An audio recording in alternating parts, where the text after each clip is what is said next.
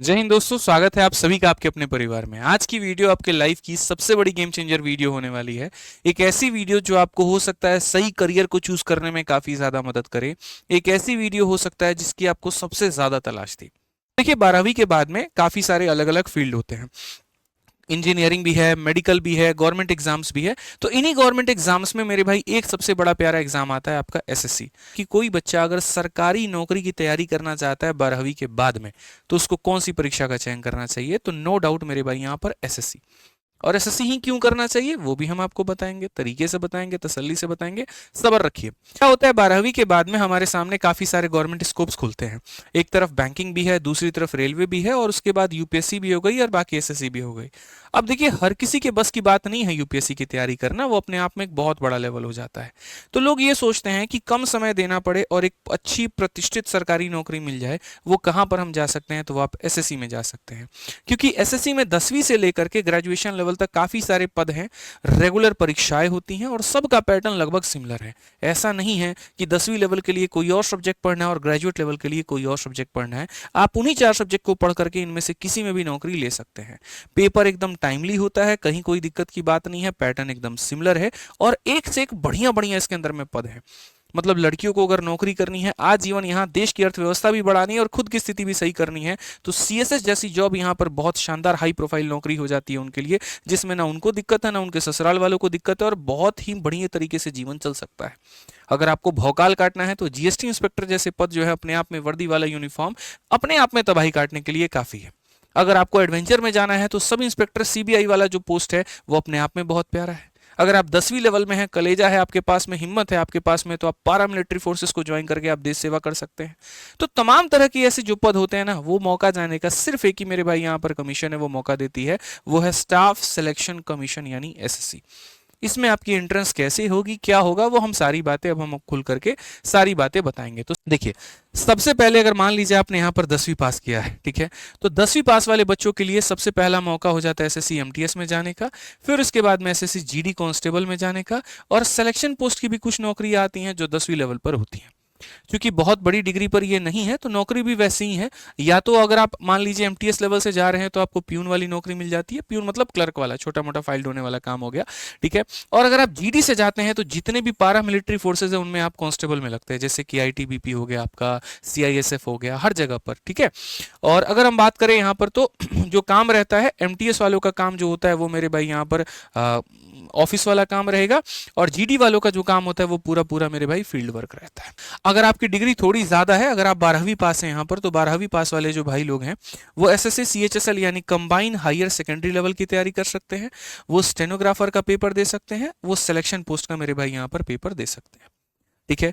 CHSL की जो नौकरियां होती हैं वो कंप्लीटली मेरे भाई क्लर्क बेस्ड होती हैं। जैसे इसमें भी बहुत बढ़िया बढ़िया मंत्रालय है, डीआरडीओ है, मिनिस्ट्री ऑफ डिफेंस है। खुद मेरा सीएचएसएल में ऑल इंडिया रैंक था, और मेरे सीएचएसएल के हर पेपर में 50 50 50 थे। मैथ में 50 में 50, इंग्लिश में 50 में 50, रीजनिंग में 50 में 50। और मेरी जो पोस्टिंग थी वो मिनिस्ट्री ऑफ डिफेंस में नौरोजी नगर दिल्ली में थी।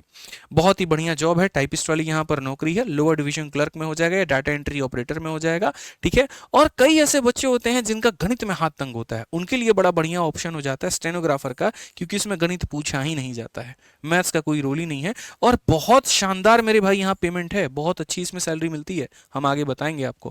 काम भी देखो कितना सुकून वाला है, लड़का हो या लड़की हो, ऑफिस टाइपिंग का काम है, डाटा एंट्री करने का काम है। आप सोचिए पूरे भारत में इतना सारा काम हो रहा होता है, आप एक जज के पास भी जाते हैं तो एक बैठ करके ठुकठुका रहा होता है इसे टाइपिस्ट वहां पर, वो कौन काम करता है भैया? यही सीएचएसएल वाले करते हैं। आप डीआरडीओ में जाइए, कोई सामान आया उसकी एंट्री करनी है, लो कितना घंटा काम की एंट्री करनी है, कौन करेगा? यही करेंगे, ठीक है। आप भारत के किसी भी मंत्रालय में चला जाइए, ये वाला व्यक्ति आपको जरूर मिलेगा, जो सीएचएसएल वाले हैं, जो सेलेक्ट होकर के जाते हैं, ठीक है। फिर जैसे आपकी मेरे भाई यहाँ पर डिग्री बढ़ती है, आप ग्रेजुएट हो जाते हैं। आप कंबाइन ग्रेजुएट लेवल यानी सीजल जैसी नौकरी के लिए आप मेरे भाई एकदम एलिजिबल हो जाते हैं। पूरे भारत में जितने भी पारा मिलिट्री फोर्सेज है या दिल्ली पुलिस है, उनमें जो कांस्टेबल वाला है वो जीडी के माध्यम से सेलेक्ट होता है, और जो सब इंस्पेक्टर वाले सारे के सारे हैं वो सीपीओ के माध्यम से सेलेक्ट होते हैं। सिलेक्शन पोस्ट एक ऐसी नौकरी है जो तीनों लेवल पर बहाली निकालती है, 10वीं पर भी, 12वीं पर भी और ग्रेजुएशन लेवल पर भी। इसकी अलग अलग नौकरियां होती हैं, अलग अलग लेवल पर होती हैं। इसमें जितने भी सारे के सारे पद होते हैं वो सारे के सारे इंस्पेक्टर होते हैं, और आपका भाई भी खुद एक इंस्पेक्टर है, एक्साइज इंस्पेक्टर। और इसीलिए हम हमेशा कहते भी हैं सिलेक्टेड हैं, सिलेक्शन दिलाएंगे, इंस्पेक्टर हैं, इंस्पेक्टर बनाएंगे, और माशाल्लाह कई सारे इंस्पेक्टर सब तक बना चुके हैं। ठीक है, बात करें यहां पर तो देखो ये सारा सारा इंस्पेक्टर लेवल का पोस्ट हो गया या क्लर्क लेवल का पद हो गया, और इनमें जो ड्यूटी होती है इंस्पेक्टर वालों की वो सारा का सारा इन्वेस्टिगेशन, पुलिस प्रोफाइल या फील्ड जॉब होता है। और जो मेरे भाई क्लर्क वाले हो गए वो सारे के सारे नॉर्मल मेरे भाई ऑफिस वाला काम हो गया, जैसे सीएसएस का वर्क प्रोफाइल है, रेलवे वालों का वर्क प्रोफाइल है, तो ये सारा का सारा ऑफिस ड्यूटी हो जाता है। इन सभी से हट करके हमारे डिप्लोमा वाले भाइयों के लिए भी कुछ है, जिन्होंने डिप्लोमा या इंजीनियरिंग कर लिया है तो उनके लिए एक बड़ा शानदार पद आता है जिसे हम एसएससी जेई कहते हैं, जूनियर इंजीनियर। यहाँ पे अगर हम बात करें तो जूनियर इंजीनियर में आपने सिविल किया है, मैकेनिकल किया या इलेक्ट्रिकल किया है मेरे भाई यहाँ, ठीक है, तो ये आपका पद यहाँ मिलता है। बढ़िया सैलरी होती है, बढ़िया काम होता है, ठीक है, टेक्निकल पूरा पूरा वर्क मिलेगा, साइट मैनेजमेंट का काम आपको मिलेगा। तो स्टाफ सिलेक्शन कमीशन आप मेरे पीछे देख सकते हैं, ये एक ऐसा मेरे भाई कमीशन है जो आपको अलग अलग क्षेत्रों में अलग अलग डिग्रियों के हिसाब से जाने का मौका देती है, बढ़िया इज्जत देती है, बढ़िया रुतबा देती है, बढ़िया पैसा देती है, और शानदार मौका देती है कि आप यहाँ कुछ समय के तैयारी के अंदर में इनमें जा सकते हैं। सारी बातें स्लाइड के अंदर में मौजूद है। तो अगर हम सीजीएल की बात करें तो देखो 100 सवाल प्री में आता है, 2 नंबर का होता है, 200 नंबर का पेपर होता है। कट ऑफ यहाँ पर 150-160 के बीच तक जाती है जनरल वालों के लिए, और बाकी कैटेगरी वाइज कट ऑफ अलग अलग होता है। ये सिर्फ और सिर्फ क्वालिफाई करने के लिए होता है, इसका कोई मेरिट नहीं बनता है। 190 वाला भी वहीं पावदान पर खड़ा होगा और 160 वाला भी वहीं पावदान पर खड़ा होगा। अगर कट ऑफ 160 गई है तो सब क्वालिफाई कर जाएंगे। फिर उसके बाद इसमें मेंस का पेपर होता है 390 नंबर का, मेरिट इसी के आधार पर बनती है, और इसी में ये डिसाइड होता है कि कितने नंबर पर इनकम टैक्स मिलेगा आपको, कितने नंबर पर आप रेलवे में जाएंगे, कितने नंबर पर आप जीएसटी इंस्पेक्टर बनेंगे, और ये सारी बातें। ठीक है, इसमें एक टाइपिंग का टेस्ट होता है जो क्वालिफाई करना होता है। अगर आप वो क्वालिफाई नहीं करेंगे तो 390 में 390 भी लेकर के आए तो भी आप वेस्ट है, आपका मेरे भाई यूज वहां पर नहीं है, ये मान करके चलिए। कुछ पद ऐसे हैं जहां फिजिकल की आवश्यकता है, जैसे कि जीएसटी इंस्पेक्टर, और कुछ पद ऐसे हैं जहां जरूरत ही नहीं है। जितने डेस्क वाली नौकरियां हैं ना, जहां ऑफिस में जाकर के काम करना है, वहां फिजिकल की रिक्वायरमेंट नहीं होती है। जो फील्ड जॉब होते हैं वहां फिजिकल की रिक्वायरमेंट होती है।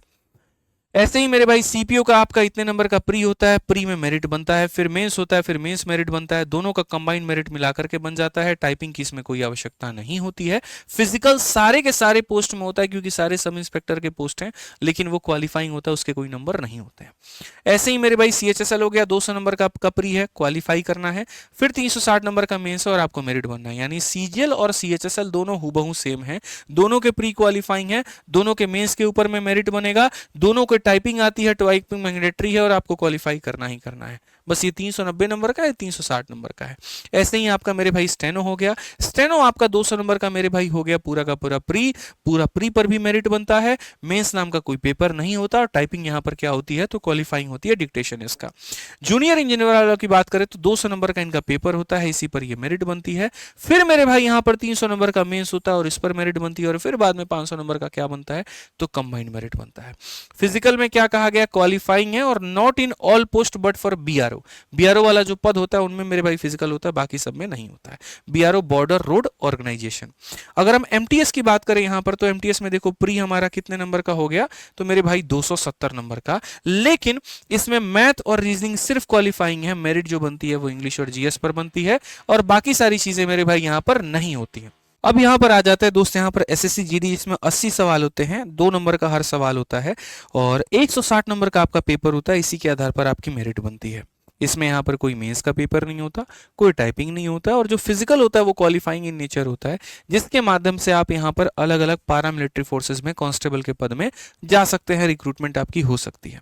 अगर हम आगे मेरे भाई यहाँ पर बात करें तो देखो ये पूरा हमने एक स्ट्रक्चर बता दिया कि एसएससी एग्जाम्स में कैसे एंट्री लेनी है, और कौन से यहाँ पर पेपर में कितने चरण होते हैं, कितने नंबर का पेपर होता है। तो ये एक बहुत बढ़िया आपके लिए मेरे भाई गाइडर हो सकता है, बहुत बढ़िया तरीके से आपको यहाँ पर गाइड कर सकता है। जानकारी जितनी महत्वपूर्ण है उतना महत्वपूर्ण आपका हमारे साथ में जुड़ना भी है।